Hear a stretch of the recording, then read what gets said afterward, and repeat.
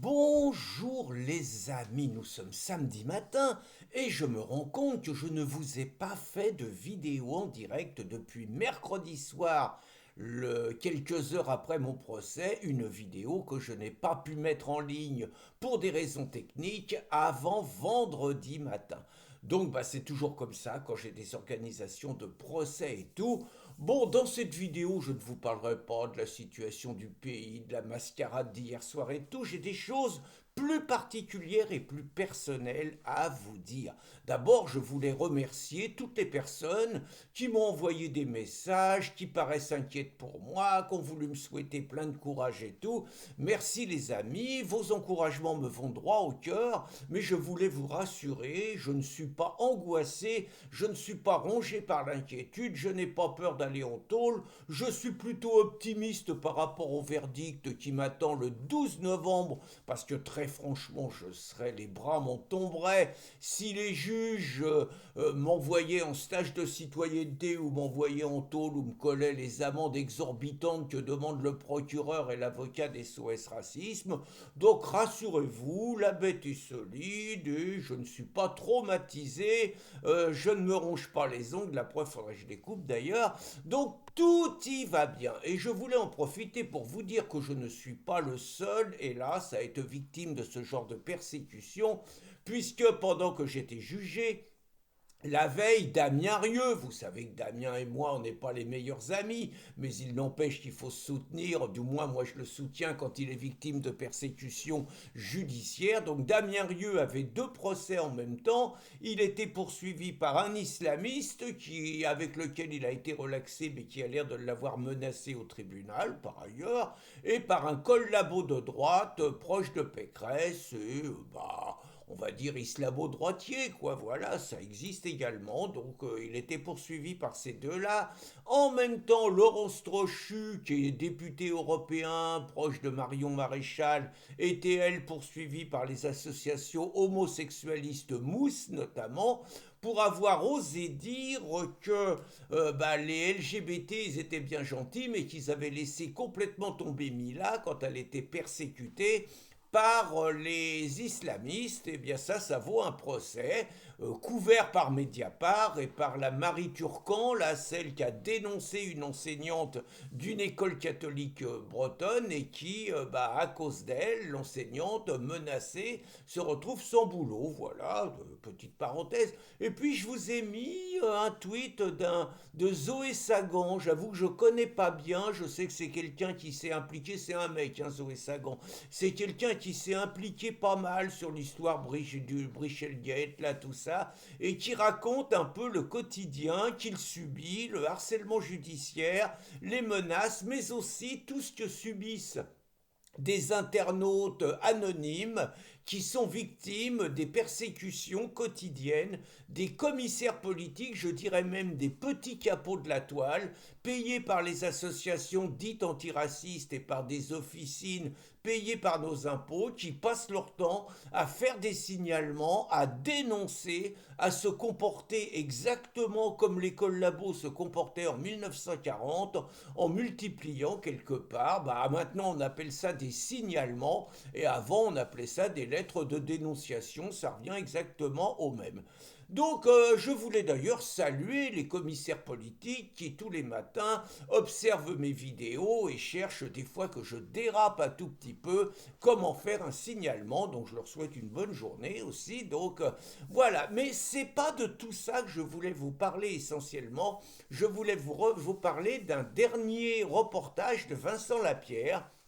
Et Vincent a fait un reportage, on va dire forcément un peu chaud, sur le thème Israël-Palestine, il va y avoir un accord de paix avec Trump, qu'est-ce que vous en pensez?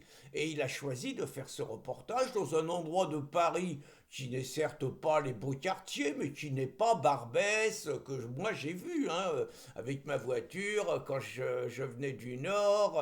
Bon, j'ai traversé Paris du nord au sud, j'ai j'étais sur Barbès, là où notre ami Maxime Lépande faisait des vidéos tous les jours en 2010. Bah, j'étais sur Barbès, très franchement, vous voyez ça, vous vous dites, mais qu'est-ce que c'est que ça, quoi? Comment on peut avoir abandonné Paris, la plus belle ville du monde? Comment on peut avoir abandonné Paris à une population comme ça, qui a plus rien de Paris, quoi? Et donc, et Vincent, lui, il a fait ça à Pigalle. Pigalle, c'est pas Barbès, ça, on s'en approche, mais c'est pas ça quand même. Et vous voyez, alors j'ai envie de vous commenter deux choses. Vous voyez la faune, vous voyez des milliers de touristes, et vous voyez la faune à laquelle ils sont confrontés. Vous voyez la réalité du Paris d'Hidalgo. Bon, il y a des choses intéressantes dans ce qui sont dit, mais à un moment, Vincent, il est quand même confronté à une Meuse particulièrement agressive. La nana, on sent que soit elle a picolé, soit elle est droguée, soit il y a les deux, mais en gros, elle lui dit qu'il y a quelques années, il l'a filmé, il l'a pas flouté, alors qu'il a filmé une autre. Enfin bon, elle lui fait un mauvais procès. Il manque, il se prend une patate dans la gueule, on sent qu'il amortit, mais il se prend une patate dans la gueule. La nana a un couteau, elle le menace qu'elle va le planter. Vincent est obligé de sortir sa gazeuse pour se protéger et la gazer en pleine poire. Petite parenthèse, il n'a pas le droit. Petite parenthèse, vous n'avez pas le droit de vous balader avec une lacrymo dehors. Vous avez le droit d'avoir une lacrymo chez vous, ce qui est vachement intelligent parce que c'est vous de vous gazer, c'est un espace fermé, mais vous n'avez pas le droit d'avoir une lacrymo dehors. Moi, je vous rappelle l'anecdote, je m'étais retrouvé avec ma voiture en fourrière, c'était le lendemain de l'attaque des attentats du Bataclan. Je vais récupérer ma voiture en fourrière. Alors évidemment, il y a des flics armés partout dans les commissariats et tout. Le flic, il m'ouvre ma sacoche et me dit: Ah monsieur, vous avez une gazeuse? Vous avez complètement raison, c'est très dangereux. Mais hop, il me la barbote et il dit: Vous n'avez pas le droit. J'ai dit: Mais attendez, non, non, vous n'avez pas le droit, vous avez raison, mais vous n'avez pas le droit. Bon, comme il fallait récupérer la bagnole, j'allais pas ouvrir un deuxième conflit. Mais enfin, vous voyez, donc Vincent qui a gazé la nana, si ça se trouve, la nana va déposer plainte.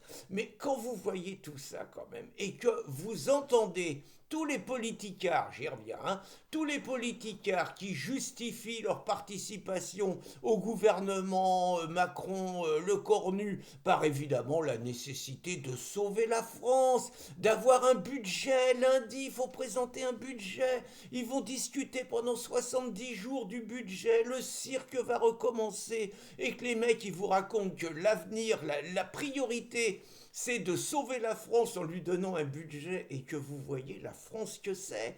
Vous voyez la France que c'est dans les rues de Paris à Pigalle.